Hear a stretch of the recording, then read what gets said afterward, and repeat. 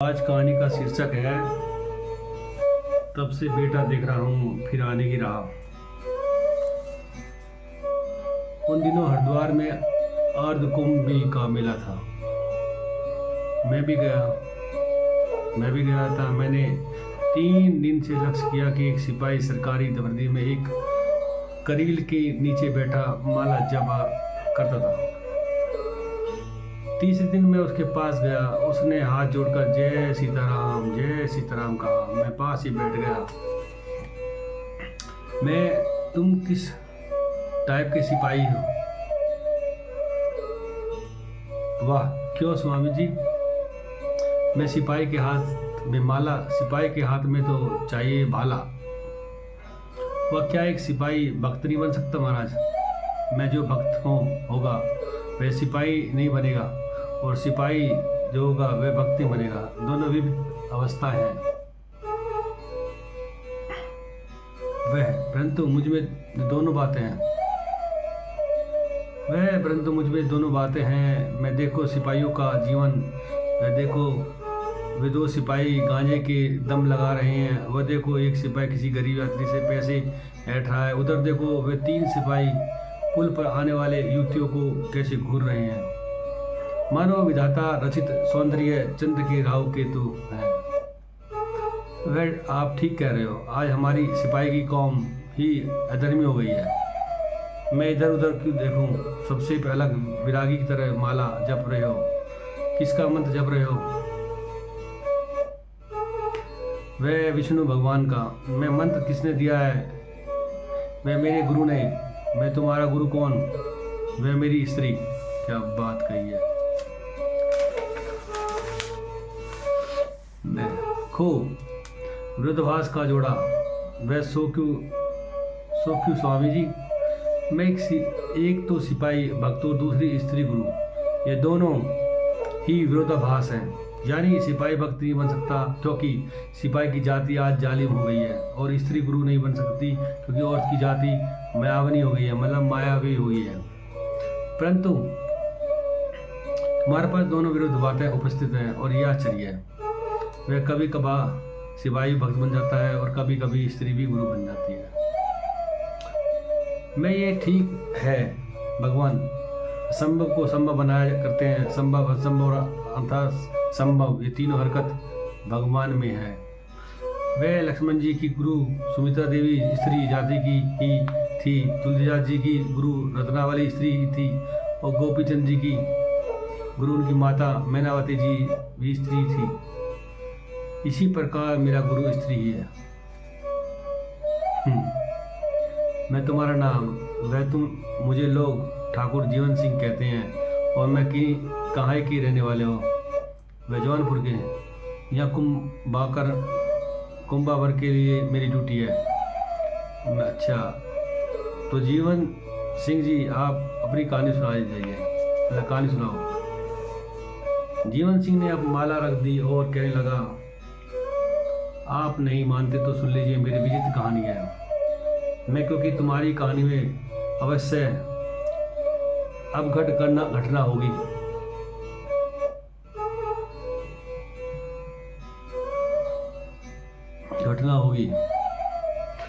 मैं क्योंकि तुम्हारी कहानी में अवश्य अब घटना होगी। जीवन सिंह, अब घटना जरूर है। उसी घटना ने मुझे पागल बना दिया है। मैं कहीं यह बात है, शायद मैं कोई सलाह दे सकूं जीवन सिंह, इसलिए सुनाता हूँ कि शायद आप कोई रास्ता दिखलाएं। ये बात है कि मैं पक्का सुधारक था, सबका खंडन करता था। मेरी स्त्री भी परम श्रद्धालु और घोर सनातन धर्मी थी। मैं घोर सनातन धर्मी, जीवन सिंह घोर नहीं बल्कि घनघोर सनातन धर्मी।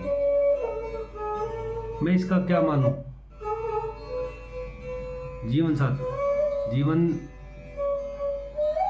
सिंह जी, उसने आंगन में तुलसी का वृक्ष लगा रखा था और एक मूर्ति सालग्राम की जी रखी थी जो उसके गुरु से दे गए थे। तुलसी की घरोंदे में भगवान विष्णु जी की तस्वीर टंगी थी। रोज सवेरे उठकर वे ऐसा करती थी, ठाकुर जी की पूजा करते थे, रामायण पढ़ती थी और विष्णु सहस्रनाम का पाठ करते थे। वे जाकर किसी से बात करते थे। मैं उसका नाम क्या था? जीवन सिंह। वह मर नहीं गई। उसका नाम गोमती देवी है। 3 पुत्र और 1 कन्या की बात है। मैं अच्छा आगे कहो। जीवन, एक दिन रात को मैंने उसने कहा कि कप्तान साहब मुझ पर नाराज है, एक दिन सलाम नहीं किया, इसी दिन नाराज हुए हैं। मेरा तबादला उस पापी ने अल्मोड़ा कर दिया है। गोमती, अल्मोड़ा कहाँ? जीवन सिंह, जहाँ के हमारे मुख्यमंत्री प्रसिद्ध कवि दोनों मंत्री पंत जी हैं। यह पहाड़ी जिला है। वहाँ के लोग बड़े रूखे माने जाते हैं। यहाँ से बहुत दूर है, धरती की छोर पर समझो। गोमती, तो क्या करें? जीवन सिंह, इस्तीफा दे दूंगा। गोमती, गुजर कैसे होगी? गुजर कैसे होगी, इसी डिस्कस में करने लगे रह। जीवन सिंह, खेती करूंगा, उत्तम खेती रही, नौकरी तो भी निकृष्ट है। गोमती, मत घबराओ, मैं अपने विष्णु भगवान से प्रार्थना करूंगी, तुम्हारा तबादला मसुख हो जाएगा, मत रुक जाएगा, नजदीक हो जाएगा। जीवन सिंह, मैं कप्तान के पास जाकर तबला रोकने की प्रार्थना कदापि नहीं करूंगा। गोमती, मत करो। जीवन सिंह, फिर से तबादला रुक जाएगा। गोमती, हाँ रुक जाएगा। जीवन सिंह, कैसे? गोमती, विष्णु भगवान रोक देंगे। जीवन सिंह, अरे बोली भगवान, विष्णु भगवान कोई चीज नहीं। गोमती, वाह वाह, ये खूब हुई। जीवन, ब्रह्मा विष्णु और शंकर की कल्पना गुप्तपंथी संतानियों के बड़े दिमाग की गई है। हम लोग कल्पना के पीछे नहीं जुड़ते, सच्चाई को मानते हैं जो सदा हमारे सामने ही होती है। विष्णु को किसने देखा है? असल में विष्णु नाम कोई चीज ही संसार में नहीं है। कोई परमात्मा है भी तो यह निराकार परमात्मा ही है। गोमती, वह निराकार ही है, वह साकार है। वहाँ वही ब्रह्मा नाम से साकार द्वारा जगत की रचना करते हैं। वही विष्णु भगवान के रूप से संसार का पालन करते हैं। और वही ब्रह्मा से रुद्र शंकर के साक्षात द्वार संहार करते हैं। जीवन सिंह हंसकर, मैं तो ये मान ही नहीं सकता कि विष्णु भगवान कोई चीज़ है। यदि विष्णु कोई है तो आप बूढ़े हो गए और भी मर गए होंगे। गोमती, नहीं, देवता ने तो बूढ़े होते हैं, नहीं मरते, फिर वे तो देवों के देव हैं, साक्षात ईश्वर है। जीवन, मैं तो तब जानूं कि भगवान विष्णु ही जगत की पालक है तो मेरा तबादला रुक जाए और मुझे कप्तान के सामने गिड़गिड़ाना पड़े। जीवन सिंह, यदि ऐसा तो मैं अपनी सुधार की को भाड़ में झोंक दूंगा और तुम्हारे संदर्भ में आ जाऊंगा। इतना ही नहीं, तुमको गुरु मान लूंगा। आपस में डिस्कस कर रहे थे। गोमती, आज मैं प्रार्थना करूंगी। जीवन सिंह, कल प्रार्थना में प्रार्थना दे दूंगा, लिखा रखा है, इसलिए आज ही जो कुछ करना है तो आज कर डाल, क्योंकि परसों अल्मोड़ा जाने का हुक्म मिलेगा। पेशाकार साहब ने पक्की खबर दी है, हुक्म तबादला लिखा जा चुका है, साहब के दस्तखत भी हो चुके हैं, परसों मुझे दे दिया जाएगा। गोमती, आप निश्चित होकर अपने पैर पर जाए। मैं योग क्यों? जीवन सिंह, कप्तान साहब किस जाति के हैं था? जीवन सिंह, अंग्रेज बच्चा का था। मिस्टर याक साहब बड़े कड़े मिजाज का अफसर था। सुपरिटेंडेंट पुलिस को भी कप्तान कहते हैं हम लोग। मैंने कहा, अच्छा फिर क्या हुआ? जीवन सिंह, मैं कल कलेक्ट्री पर पहरा दे जा रहा हूँ। आधी रात का समय था। आधी रात में प्रातः मेरी टूटी थी। जब हजरी के पास पहुंचा तो मुझे एक पंडित जी मिले और मेरे कुल पुरोहित पंडित जी। दुर्योधन को पहचान कर मैं खड़ा हो गया। सनातनी ने होने के कारण मैं तो उनका नाम पुरोहित नहीं मानता था, परंतु गोमती मानते थे। मैं उनको बोधा लाकर व्रतों की व्यवस्था करते थे। मुझसे उन्होंने कहा,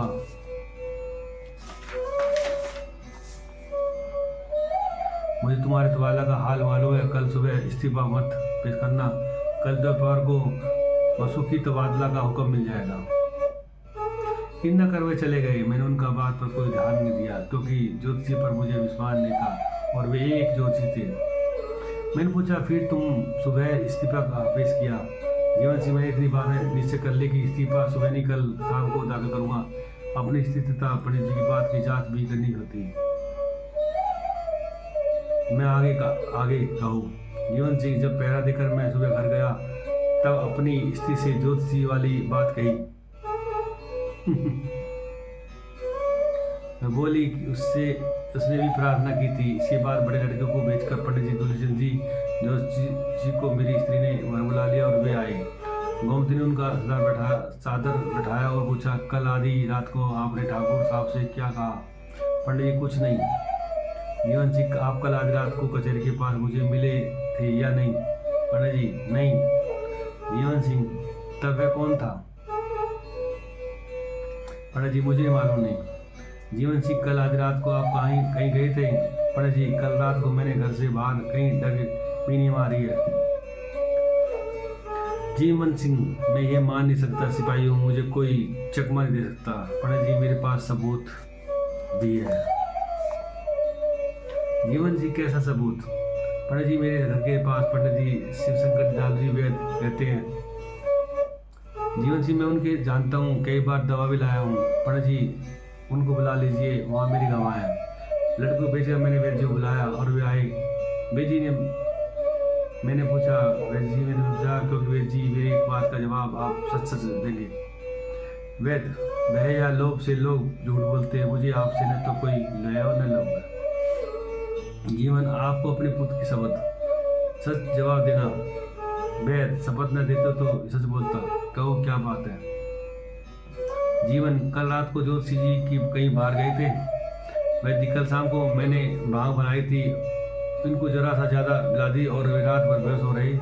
इनकी स्त्री घबरा गई थी। आज रात को मुझे नाड़ी देखने बुलाया, मैंने एक दवा देकर उन्हें क्या कराई और मैं शपथ क्या करता हूँ, ये सुबह तक कहीं नहीं गई।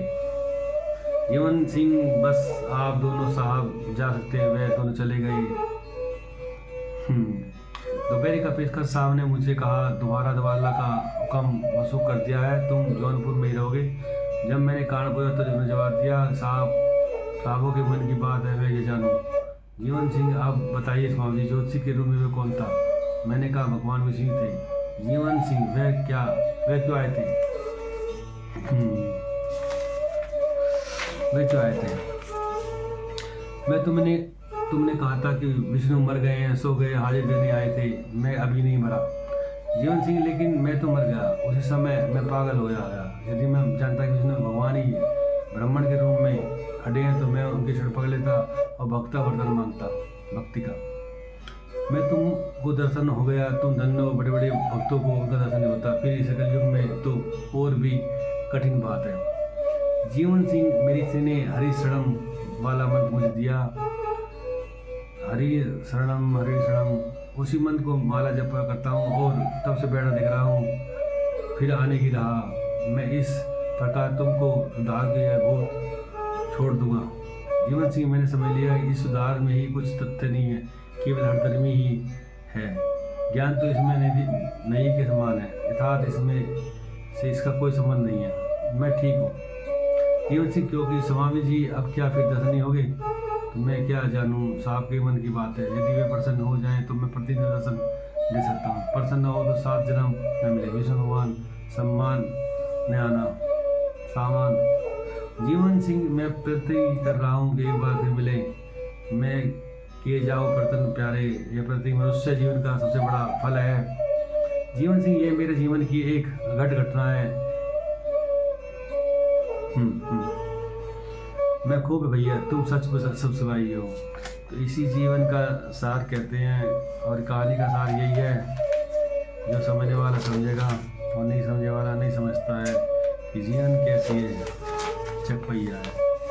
जय श्री राधे राधे, जय श्री राधे राधे, बोलो जय श्री राधे, जय श्री कृष्ण, जय श्री कृष्ण। तब से बैठा देख रहा हूँ, फिर आने की राह, इसका यही तसार था।